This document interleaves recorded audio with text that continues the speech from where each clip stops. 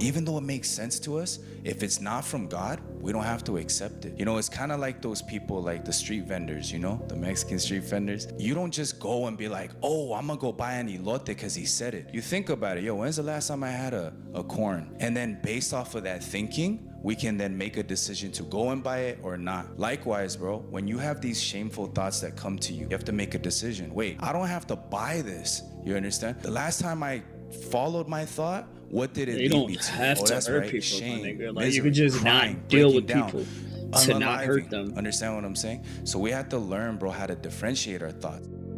I gotta fix my As you chair. say, sin is inherited, and I think you know I've inherited a lot of anger. Sitting here watching videos in a minute. It's been a minute since I sat and just watched some Anything in videos. excess turn into a liability. Just me personally, I don't use no drugs. I might drink some wine, Facts. you know what I'm saying, right now, but I don't mean I haven't in the past. Right now, it's more important to be focused. You know, I gotta be on camera, I gotta be on time, I gotta be, you know, I gotta be able to think sharp.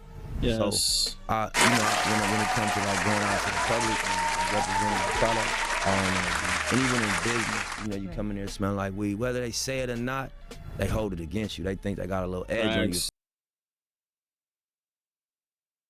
You're a criminal thing, it's that I think quicker. I don't want to be. And even in business, you know, you come in there smelling like weed, whether they say it or not, they hold it against you. They think they got a little edge on you if they don't smoke. I mean, it ain't. I didn't even think about that. I never smoked you're or drank, criminal but I never thought about that. I that. think quicker than you. I'm more focused than you. I got more discipline than you. Now, when you came in here today, you said you haven't smoked in 5 months. See, that's the problem with lies. They're faulty from their inception, sir.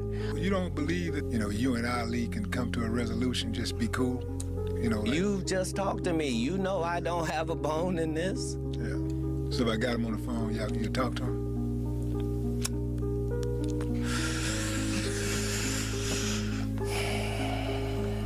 I would have gave him the celebrity boxing match he asked for if I thought he was a celebrity. Oh, come on, man. You know Ali. Bars. Come on. Sir, I'm not talking. I didn't mean that disparagingly. I meant that in ticket sales, my nigga. Ticket sales. That's what I meant. I mean, I'm doing 7,000 in your hometown while you go do 300. I'm not being disrespectful. I'm talking statistics. I'm offended. Why? Because even if it's celebrity boxing, I need you to sell tickets too. See, that's the problem with lies. They're false. Hey, hello, was that illegal? No, no, sir. The reason why we're stopping you was because of the winter tent violation. I blinked my blue lights at you to let you know who I was. We didn't know what the, that's not a government tag. That is an unofficial tag. That tag's not even on file. So I won't blink my blue lights at you next time. I'll let you just sit there. I'm the police chief in Zebra. Nice to meet you, sir. Your chief worked for me. Yes, sir. There's no need to get upset. I'm upset because I spoke to you when I come by, and now you're pulling me Sir, over. I've never met you a day in my life. I understand that. Why are you being hostile? Hey, I don't have to talk to you. Why are you being hostile right now? Are you gonna write me a ticket? Sir, we're just trying. I'm the police chief in Zebra. You gonna write me a ticket? Why are you coming up to me like Write me a that? ticket. Or you write me a ticket, I'm just fixing to make it a whole lot more. I don't want to hear this. You got it fixed. Why are you so upset? No, you didn't fix it. I got your chief on the phone right now. That's fine. That's fine. Can you calm down for us, No, please? I appreciate your service. I spoke to you guys. I didn't have to do that. I'm trying to talk with you. I don't want to talk anymore about it. Hey, hello, was that illegal? No. A man who stands alone is a very dangerous man. You'll never see his scars, but they're there, buried deep from battles he's fought in silence. He's faced his demons alone and won. And that makes him more dangerous than you can imagine. Still waters run deep. Don't mistake his silence for weakness. This man doesn't need a crowd. He doesn't need validation. He's built himself from the ground up, brick by brick. If you're lucky enough to be led into his circle, understand what that means. You've been chosen, not by chance, but because he saw something real in you. Beware the fury of a patient man. This is no ordinary person. He's been broken before, and instead of shattering, he rebuilt himself stronger. So, if you're in his life, understand this. You're either in or you're out. And if you ever make the mistake of crossing him, know that his silence isn't surrender. It's a warning. A man who stands alone is a very dangerous man. You'll never see his scars, but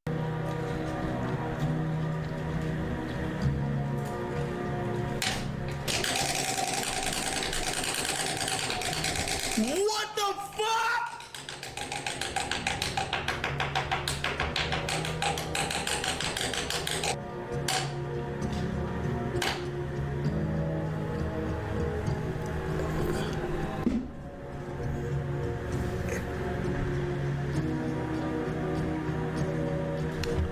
Hi, chat.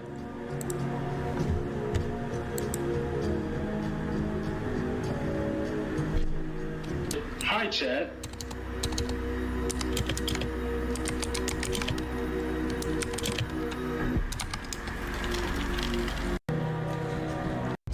You're gonna shoot So guy. most people today are not confessing biblically. When you look at King David, who is a man. No. Maybe.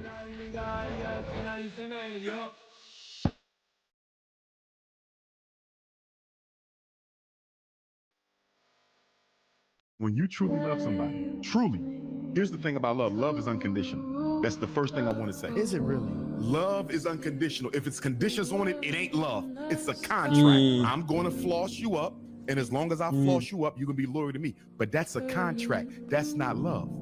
Contracts are different from love. Why? Contracts are conditional. Love is unconditional. If I love my queen, what if she comes home one day and say, hey, baby, I don't want to work this. I don't want to be a lawyer no more. But if I only married her because I like the way her law degree looks on Dr. Umar in public, you see how this goes? She's changing. But if I love her, okay, baby, that's what you don't want to do. You want to go into something else? Let's do it. Love is, when you love somebody, you are 100% unapologetically and unconditionally committed to that person's best interest, even if it is to your loss. What if your fiance come home and say, listen, babe, I had a long conversation with my ex-husband. I never thought I would look at this again, but we left a lot on the table together. I enjoyed the time we had. I think that man might still be my soulmate. I got to move on. Damn. I might still hurt because I loved her, right? But if that love is true, if you feel that's who you meant to spend the rest of your life with, I gotta love you and want the best for you. Most of us cannot do that. What we call love is limited to your investment in me. You see that? Yeah. Anytime they step outside of the box we created for them, we get angry because that was not love. You had conditions on it. When you truly love somebody, truly, here's the thing about love. Love is unconditional. That's the first thing I want to say. Is it really? Love is unconditional. If it's conditions on it, it ain't love. It's Yo, a he's contract. I'm spitting gonna floss facts. you up, and as long as I floss you up, Hey, you'll be loyal to me. But that's a yo. contract. That's not love. Contracts are different from love. Why? Contracts are conditional. Love is unconditional. I never looked at it like if I that. love my queen, I was like, oh shit. Oh, so that was his beat? And produced that track. Oh, I didn't know that. Yes. So when I heard that, I was like, oh, this shit about to be crazy. So off top, I just go in the booth and you start freestyling harmonies. By the time I get out the booth, M had already left. I was like, where the hell does M go? M just left. So I'm like, you joking, right? He said, no, I'm serious. So I get there at 9 and he shows up on time. Plays some beats, we robbing, we rocking. So I'm in the middle of writing the record. He's like, yo, I'm about to go out for lunch. He goes, takes lunch, hour, come back. What we got? Play him the record, play him the chorus. He said, oh, this is it. Boom. He goes into his verse. 5 o'clock come. He's halfway in. He's like, all right, bro, I'm gonna see you tomorrow. At this point, I'm like, yo, but your verse almost done. You ain't gonna finish it? No, I'll finish it tomorrow. Tomorrow comes, he finishes it out. And I asked him, I was like, yo, what's up with the work ethic? He said, nah, man, I treat this shit like a real 9 to 5. He said, I come in early, 9, I leave at 5 o'clock on the dot every day. I come in, I take a lunch break, and I come back to work 5 o'clock, I'm home. Oh, so that was his beat? Trust only 3 types of people: those who struggle with you, those who lift you when you fall, and those who stay by your side even when you have nothing left. A person may be illiterate, but must know how to read people. You don't need to flatter the wealthy because you don't depend on their money. Don't look down on the poor because they don't rely on you. Don't waste energy on petty people. They're not worth your attention. Everyone has no V. It's easy to accept the success of strangers, but it's uncomfortable to see acquaintances rise above you. So live your life well without boasting to others.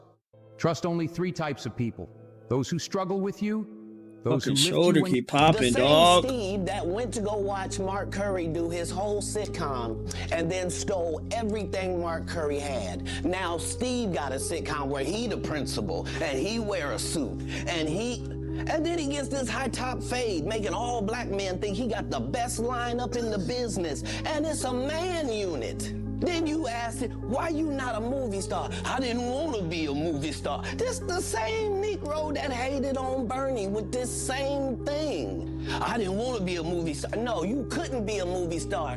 There are 30,000 new scripts in Hollywood every year. Not one of them asks for a country bumpkin black dude that can't talk good over KB and look like Mr. Potato Head. There ain't none. You would have to have range. I played a lot of characters, 60 movie roles. I'm not playing Cat Williams in there. The same Steve. If you're not used to having a good man in your life, or if you might have seen that growing up, you can do all the healing work that you want to do. But when a good man comes, can you handle that? Because he's going to be a trigger, and you're going to have to know how to decipher intuition and fear, because they feel the same. The version of you that you are right now is why you have what you have. You got to make a complete identity switch to get something different. When people aren't ready to do that, they will always go back to the low-hanging fruit that they're accustomed to. If you're not used to having a good man, do you want to fall in love again? Sure. But just not right now. Tomorrow, today, why not? You giving everyone hope right now. See, here's the thing, because it's like love, man. If you go looking for it, you're not gonna find it. You're not, man. Because love comes to you. Yeah. You know, it's like a gift. So you just gotta, you gotta try to stay humble and not block your blessings. Do you want to fall in love again? We have a lot of intelligent women, but very few wise women. A wise woman can get a man to do whatever she wants him to do, but make him think he thought of it. That part. One example. I remember seeing this pastor that had come to church one time. He preached a message and he told the ladies, he said, ladies, let me show you how to just use your head. Say you're sitting in a room and your man getting ready to get up and he grabs the door handle, get ready to open the door, and you stop him. You say, hey, stop, hold it. Don't move. And he's startled. He's saying, what is it? She said, it's just something about how you grabbed that doorknob that just did something to me. And he gonna say, oh, you want to see me do it with the other hand?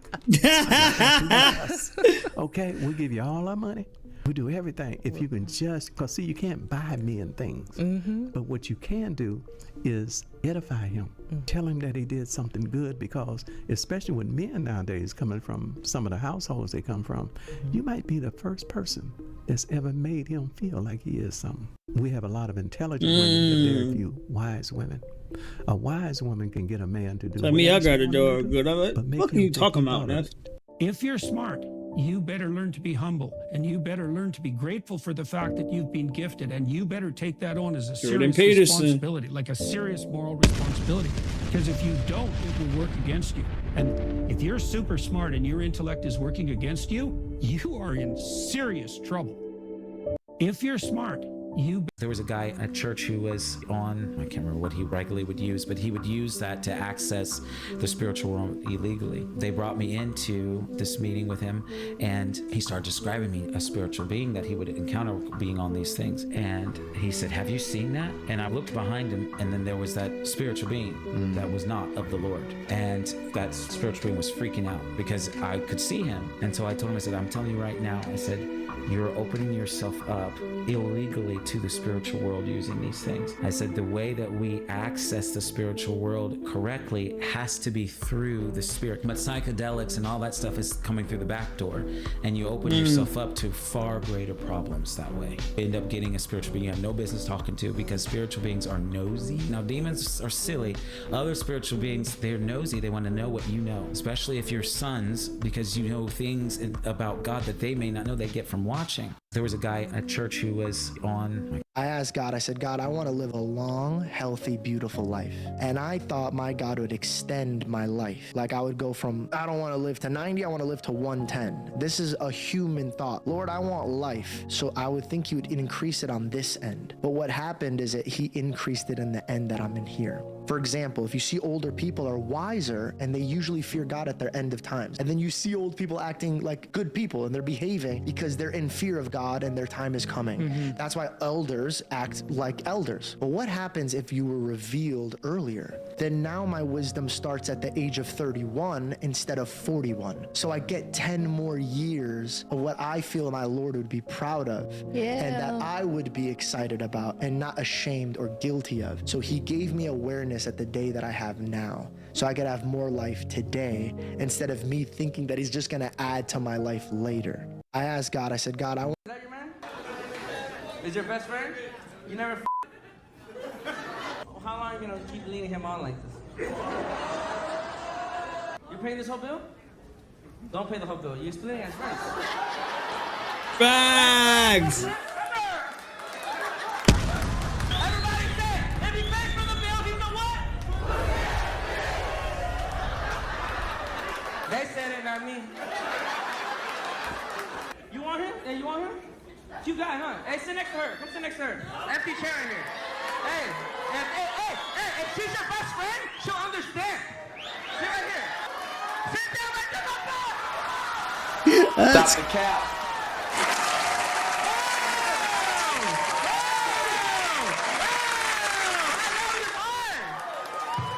Enjoy your life, man. When your best friend's happy, you're not happy?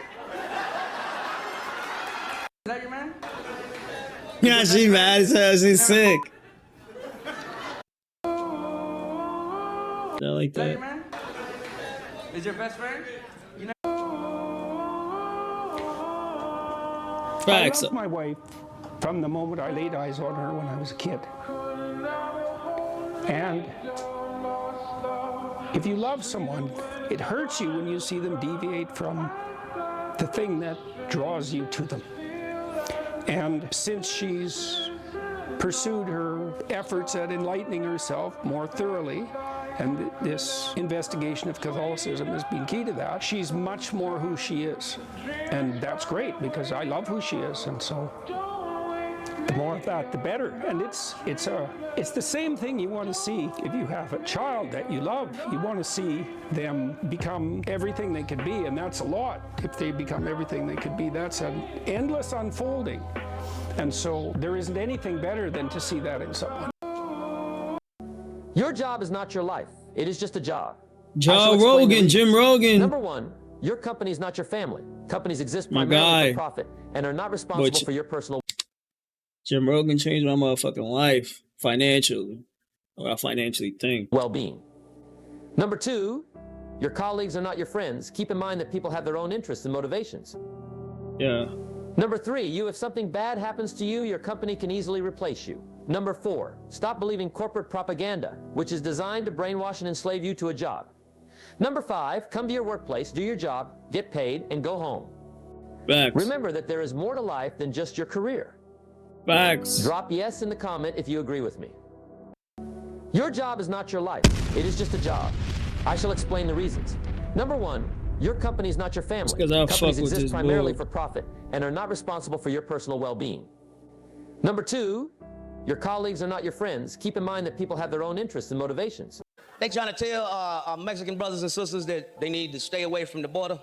I don't understand that when California is Mexico. Listen to the name of it, California. San Diego, San Francisco, San Jose. If it starts with San, it's Mexican. Ain't no cities called William Brookshire. You know what I mean? Had audacity to call a Mexican a wetback. They crossed a river. White people, y'all came on a boat. Crossed an ocean. So if they back is motherfucking wet, you dipped. Always talking about my country. White people, this ain't y'all country. Y'all annexed it. You stole it from the Indians. I know you said you discovered it. You know how to use them slick ass words. We discovered it. How you discover some shit a motherfucker already live in? Right. I've been said that. On stage, I'm gonna discover somebody's car. Police like, did you steal it? No, I discovered it. They trying to tell. Cardi B. They trying to tell. Cardi B and Megan Thee Stallion had no business bumping vaginas on the Grammys. I was humiliated, and I don't have anything to do with that. It's always been pornography in music, but it has a place, and it's not in the mainstream. No shade to nobody. I don't want no smoke. You go back to '94. up until now. You check out the black music and see where it came from. And it was positive. It talked about the things in our lives and stuff like that. Now, if these guys are out here just saying, you know, I shot my friend and you got to get a body on you, or you ain't got no bodies on your gun, you ain't. I heard a record today that said, put the DICK in my hand, on your tongue. I was like, what? Amazon Man was playing that. Do this. Our children can't even listen to black radio. It's not fair, especially when you have artists that really have something to bring to the table to heal you. They don't have anything to bring to the table. All they have is sexuality, and that's what they sell. Simple. They have nothing else to sell. They aren't good artists. They can't rap. They're not lyrically inclined. Like, they suck. So what do you sell? You sell your body. They paid for it. So they got to get the money back for it. Like, it's simple. The artists back in the day, they actually were artists back in the day. They actually had talent. These motherfuckers are just shaking ass and showing titties. It's all sexual. My husband told me on our second date, I'm like telling him about the alpha males that pursue me and they come after me and why aren't you doing that? And he said, I'm a masculine man. I'm not an alpha male. He said alpha males are hunters, but they're not keepers. He said, I'm a keeper. He said, but masculine men will always stand behind alpha men who are always talking and toting and bravadoing. He goes, and we'll just wait for them to run out of gas. He said, but we don't ever try to get in front of them. But we're the ones that's always there for you when you're crying. We're the ones that's always going to support you through your hard time. But we're also the ones you're always going to step over to get to the alpha male. He said, because television polarizes, displays, and honors the alpha male. He goes, and I have nothing against them. He said, but there's a whole group of beautiful men called masculine men. And we're not aggressive. And we're not bravado. That's not our personality. But we will just be there for you. My husband told me, don't mess around and lose a good man because you're a toddler in your emotions. And practical advice that I would give to just growing in your emotional maturity, stability, right? Being grounded emotionally is like just as much as you fight to be cute, to be a boss chick, to be whatever, fight to be a peacemaker. Fight to be a person that can go in a room and stabilize it. Fight to be the nurturer that you are. You're a nurturer. It's not their objective. And that's something that, even though I believe that we're creative. I told a woman that one time, I said, why are you amazing at trying to figure shit out and trying to start problems and shit, but you can't figure out how these problems got here if you discover it. You can't figure out how to make somebody happy, but you're so amazing at making people angry. You're so amazing at fucking fishing for shit, but you're not good at actually preventing and being preventing problems and actually trying to like be a good person and not create problems. Like, you're so amazing at creating problems and creating problems and then looking for the problems that you created. You don't gotta look far because you created them, you know? But you're not good at like preventing them or making people happy. Created to be that way is still a learned skill. It's still something you have to wake up and be intentional about. So practically going out of your way, reading those books, watching those YouTubes. I remember a moment that I had with my husband and we were in the house and I could see in his eyes, I'm like, oh, he's about to leave me. This is a wrap. Like, he's gone. He's tired of me emasculating. Yeah. He's tired of my inability to just shut up and like hear his point and not cut him off. And when I saw that look in his eyes, I said, wait a minute, you two, it's a woman that will hop over me to get to you. Let me get this together. And so practically just literally getting up and, okay, how can should never reach that point. Should never reach that point. And that's the horrible thing. Am I this way? Oh, I saw my mama do this. Okay, let me break this generational thing. Let me get my prayer bag. Let me start watching some YouTube, some older women that went through this. How did they navigate? Don't mess around and lose a good man. Denzel taught me the best lesson. We were standing there at this thing, and Denzel said, I'm gonna show you the difference between me and you. He said, I'm a movie star, you a TV star. He said, watch this, just stay with me. People would come up, oh my God, Mr. Washington. I watch every movie, I go everywhere. And just treat him with reverence. As soon as they see me, Mr. Washington, oh my God. Steve, what's up, man? Hey, Steve. They know you. What up, dog? Bro, you so great. Steve, remember that time? And I'm looking at him. He said, you see the difference? He said, the difference is I'm a movie star, you a TV star.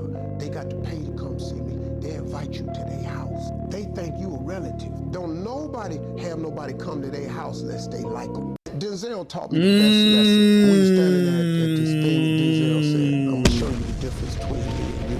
He said, I'm a movie star. I'll see you tomorrow. What you mean tomorrow?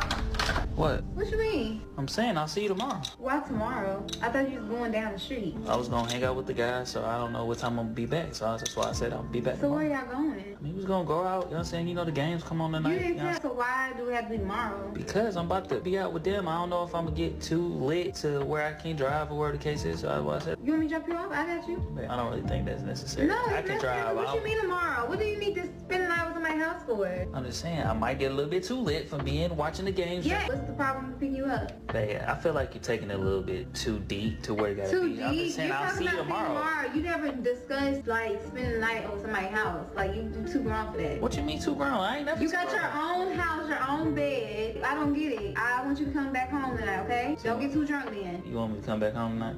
Please. So we can cuddle. Like we always do. I'm not playing. Stop playing with me.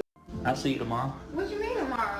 Yeah, I say not too many. If this is real, then that's good. If it's a joke, then whatever. But you never find it's rare. It's rare. Most women, okay, all right, see you tomorrow. But deep down inside, they actually feel like that in their mind. This is how they actually feel. But they won't say it. But if there was a negative thought, they would actually say that. As of her, she know what she wants. She want him to come home. Reverse wise, if it was a woman who did want him to come home, but he said he wasn't coming home, she would just let him go and not say nothing and be pissed off that he didn't come home. Instead of letting him know, hey, I want you to come home. Fucking dumbasses. Kanye don't say nothing I can agree with. Okay. He was the weird guy in the beginning with the pink sweaters when we met him. Like, I don't support or villainize Kanye because I don't understand what it is we want from him. I don't know why we look at a basketball player and say, he didn't score no hockey goals this whole season. He don't play hockey.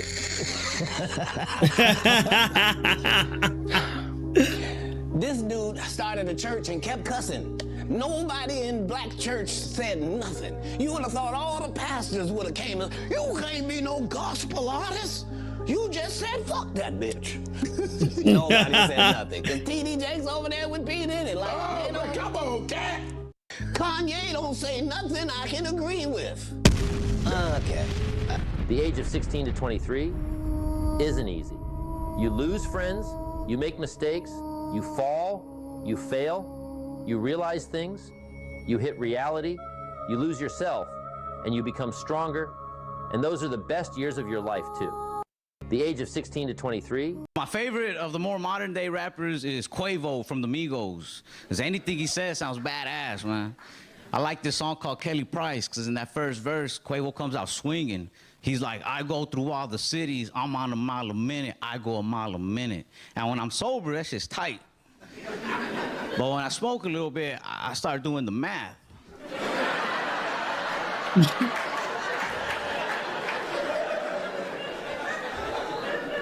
I was like, yo, a mile a minute, that's 60 miles an hour.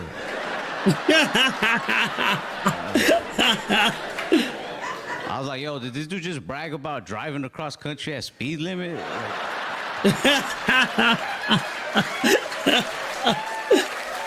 My favorite of the more modern day rap. The issue isn't that women want to be impressed, it's that they want to be impressed by gesture and not the man. Ooh. It's like 300 on the bill. Any dude with money can 300 on the bill, or any dude that's desperate enough to fake it. Yeah. I can't. You can't fake generosity. You can't fake humility. Facts. You can't fake service. You can't fake leadership. You can only like put up a charade so long until Shorty realized none of those things. But it's like, rather than look at the intangibles, because I ain't gonna lie, I personally got offended because they put coffee dates on there. I'm gonna give away one of my plays, man. I'm gonna give away one of my all-day date plays. It's a play that doesn't miss. Super date me. Coffee, museum, bar. I just got wet. And no, it's coffee, museum, lunch bar. You owe food if you got somebody out that long. But check me out, bro. Coffee dates strip people down. Yes, you may feel like you're getting a cheap experience. That's the point, because no one can hide behind money. I can't. The issue isn't that women want. Hey, you getting, it's not a cheap experience. You haven't earned the 200. I haven't figured out if that's what I want to do for you. You haven't earned a $200 or $300 or $150 or $80 dinner. Like, who are you? I'm not giving a stranger $200 or paying for a complete stranger $200 to $300 for a meal. Like, bro, like, you are tripping.